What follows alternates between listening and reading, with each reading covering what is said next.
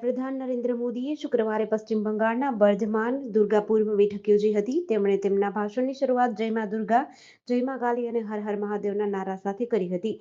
39 મિનિટના ભાષણમાં મોદીએ પશ્ચિમ બંગાળની મમતા બેનર્જી સરકાર, સંદેશ ખાલી, રામ મંદિર, રામનવમી, વોટ જેહાદ, કોંગ્રેસ અને રાહુલ ગાંધીની રાયબરેલી બેઠક પરથી ચૂંટણી લડવા બાબતે વાત કરી હતી. મોદીએ કહ્યું, ટીએમસીના એક ધારાસભ્ય કહે છે કે હિન્દુઓને ભાગીરથીમાં ફેંકી દેવાશે. તેઓ કઈ ભાષા બોલે છે? બંગાળ સરકારે અહીંના હિન્દુઓને બીજા વર્ગના નાગરિક બનાવ્યા છે. પીએમ મોદીએ કહ્યું, સંદેશ ખાલીમાં દલિત બહેનો પર અત્યાચાર થઈ રહ્યો છે અને અહીંની સરકાર આરોપીઓને બચાવવામાં વ્યસ્ત છે. તે પણ માત્ર એટલા માટે કે તેનું નામ શાહજહાં શેખ છે. પીએમએ કહ્યું કે 2 તબક્કાના મતદાન બાદ વિપક્ષ મોદી વિરુદ્ધ વોટ જેહાદ કરી રહ્યું છે. દેશના લોકો જેહાદનો અર્થ સારી રીતે સમજે છે. વડાપ્રધાને રાહુલ પર કહ્યું, શહજાદે વાયનાડથી હાર જવાનો ડર છે, તેથી અમેઠીથી ભાગીને રાયબરેલી પહોંચ્યા. તેઓ બધાને કહે છે, ડરશો નહીં. હું તેમને કહું છું, ડરશો નહીં, ભાગો નહીં. સુરેન્દ્રનગરમાં ક્ષત્રિય સમાજના યુવાનો દ્વારા રાહુલ ગાંધીના પુતળા દહન કરવામાં આવ્યું હતું, જેમાં રાજા મહારાજાઓ ઉપર કરેલી ટિપ્પણીની રાહુલ ગાંધી દ્વારા માફી માંગતા ક્ષત્રિય સમાજના યુવાનોમાં રાહુલ ગાંધીનો ભારે રોષ જોવા મળી રહ્યો છે. રાહુલ ગાંધી દ્વારા રાજા મહારાજાઓને લોકોની જમીન હડપી લેવા જેવા નિવેદનથી રાજપૂત સમાજમાં વ્યાપક રોષ જોવા મળી રહ્યો છે. એક બાજુ ક્ષત્રિય સમાજમાં પુરુષોત્તમ રૂપાલાના નિવેદનથી રોષ છે, તો રાહુલ ગાંધીના નિવેદનથી પણ વ્યાપક રોષ ફેલાઈ રહ્યો છે. ક્ષત્રિય સમાજના યુવાનોએ આક્રોશ સાથે જણાવ્યું કે ક્ષત્રિય સમાજને કોઈ પણ પક્ષનો હાથો બનવાની જરૂર નથી. સુરેન્દ્રનગરમાં ક્ષત્રિય સમાજના યુવાનો દ્વારા રાહુલ ગાંધીનું પુતળા દહન કરવામાં આવ્યું હતું. સુરતના જહાંગીરપુરા વિસ્તારમાં આવેલા વરિયાવ ખાતે કેનાલમાં એક મહિલા અને એક બાળકનો મૃતદેહ મળી આવ્યો હતો, જ્યારે એક પુરુષનો મૃતદેહ ઓલપાડ નજીકથી મળી આવ્યો હતો. પોલીસ તપાસમાં ખુલાસો થયો છે કે પતિ પત્ની અને તેમનો 2.5 વર્ષનો પુત્ર મૃત્યુ પામ્યો છે. આ પરિવાર ભરૂચનો રહેવાસી છે અને અમરોલી ખાતે એક મૈયતમાં આવ્યો હતો. ત્યાંથી પરત ફરતી સમયે આ ઘટના બની હતી. હાલ આપઘાત છે કે અકસ્માત તે અંગે રહસ્ય ઘૂંટાઈ રહ્યું છે. પીએમ રિપોર્ટમાં મહિલાને 4 મહિનાનો ગર્ભ હોવાનું સામે આવ્યું છે. મળતી માહિતી પ્રમાણે મૃતક મહિલાનું નામ 24 વર્ષીય ખુરશીદા વસીમ પટેલ છે. તેના 2.5 વર્ષના દીકરાનું નામ મોહિત પટેલ છે, જ્યારે ઓલપાડ નજીકથી મૃતક મહિલાના પતિનું નામ વસીમ પટેલ છે. આ પરિવાર બાઇક પર ભરૂચ પોતાના ઘરે જવા માટે નીકળ્યા હતા. આ પરિવાર સાથે રસ્તામાં વચ્ચે કોઈ ઘટના બની અને ત્રણેયના મૃતદેહ મળી આવ્યા છે. હવામાન વિભાગ દ્વારા ગુજરાતમાં 3 દિવસ યલો એલર્ટ જાહેર કરવામાં આવ્યું છે. ખાસ કરીને સૌરાષ્ટ્ર અને કચ્છ સહિત દક્ષિણ ગુજરાતના કેટલાક જિલ્લાઓમાં યલો એલર્ટ સાથે હીટવેવની આગાહી કરવામાં આવી છે. જ્યારે અમદાવાદમાં આજે સવારથી જ તાપમાનનો પારો ટોચ પર છે. સવારે 9 વાગ્યે 29 ડિગ્રી તાપમાન નોંધાયું હતું, જે 11 વાગ્યે વધીને 34 ડિગ્રી તાપમાન નોંધાયું છે.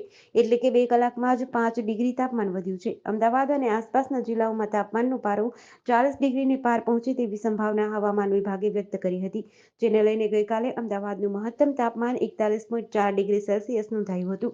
આ ઉપરાંત રાજ્યના અન્ય 7 શહેરોનું મહત્તમ તાપમાન પણ 40 ડિગ્રીને પાર પહોંચ્યું હતું, જેમાં ગતરોજે સૌથી વધુ સુરેન્દ્રનગર શહેરમાં મહત્તમ તાપમાન 42 ડિગ્રી સેલ્સિયસ નોંધાયું હતું. પાવાગઢના માચેથી તળેટીમાં નીચે ઉતરી રહેલો એક આઈસર ટેમ્પો બુઢિયા ટર્નિંગ પાસે ખીણમાં ખાબકતા ડ્રાઈવર ગંભીર રીતે ઇજાગ્રસ્ત થયો છે, જેને સ્થાનિકો દ્વારા રેસ્ક્યુ કરી સારવાર અર્થે ખસેડવામાં આવ્યો હતો.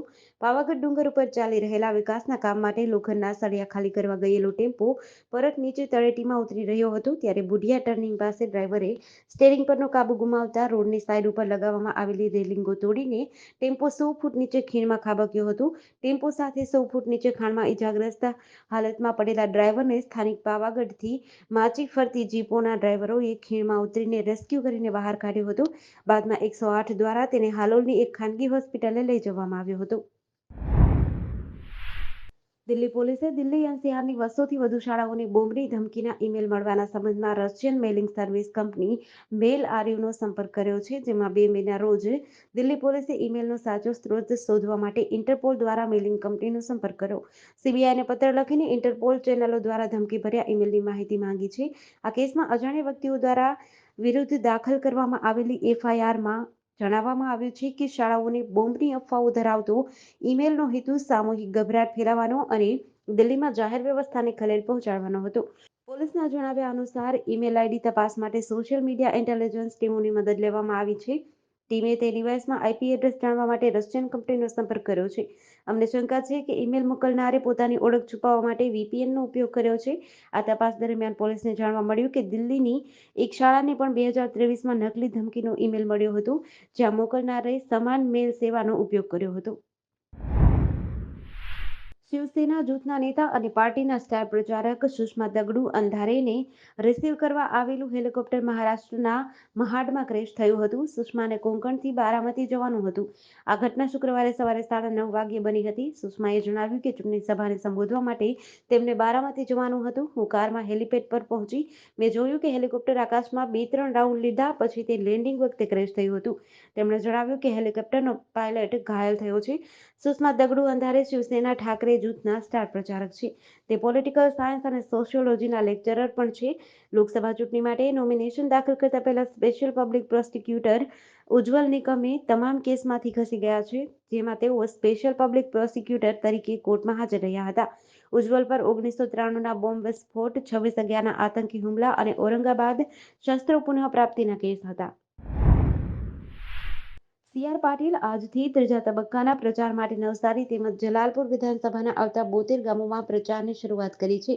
સવારે 9 વાગ્યાથી મરોલી 4 રસ્તાથી શરૂ કરીને બાઇક રેલી સાંજે મંદિર ગામમાં પૂર્ણ થશે. આ રેલી દ્વારા સી.આર. પાટીલ નવસારી લોકસભાના મતવિસ્તારમાં ચૂંટણીના પ્રચાર કરશે. સી.આર. પાટીલ સાથે ધારાસભ્ય આર.સી. પટેલ, નવસારી જિલ્લા ભાજપના પ્રમુખ ભૂરાલાલ સહિત મોટી સંખ્યામાં ભાજપી કાર્યકરો આ રેલીમાં જોડાયા છે. શહેરી તેમજ ગ્રામ્ય વિસ્તારમાં પાટીલની બાઇક રેલીનું ભવ્ય સ્વાગત કરવામાં આવશે. સી.આર. પાટીલ નવસારીમાં જલાલપુર વિધાનસભામાં આ બાઇક રેલીનું આયોજન કરશે. સી.આર. પાટીલ સાંજે દાંડી ખાતે પણ જઈને મહાત્મા ગાંધીને પ્રણામ કરીને રેલીને અન્ય ગામ તરફ પ્રસ્થાન કરાવશે. હિંમતનગરમાં આજે હસનનગરની પરબડા જવાના કોઝવે પર હાથમતી નદીમાં કચરો નાખવા આવેલી કેમેરામાં કેદ થઈ હતી અને આ વિડીયો વાયરલ થયો હતો. આ અંગેની વિગત અનુસાર હિંમતનગર શહેરના માધ્યમથી હાથમતી નદી પસાર થાય છે. ચોમાસામાં વરસાદને લઈને પાણી વહેતું હોય છે. બાકીના 8 મહિના કોરીકટ હોય છે. આ કોરીકટ નદી કચરાપેટી બની છે. હિંમતનગરના ન્યાય મંદિરથી મહેતાપુરા કોઝવે નદી પર કચરો જોવા મળે છે. બીજી તરફ શુક્રવારે વહેલી સવારે હિંમતનગરના હસનનગરથી પરબડા જવાના હાથીમતી કોઝવે પર એક ઇકો કચરાના કોથળા ભરીને શખ્સો નાખવા આવ્યા હતા, જે કેમેરામાં કેદ થયા હતા.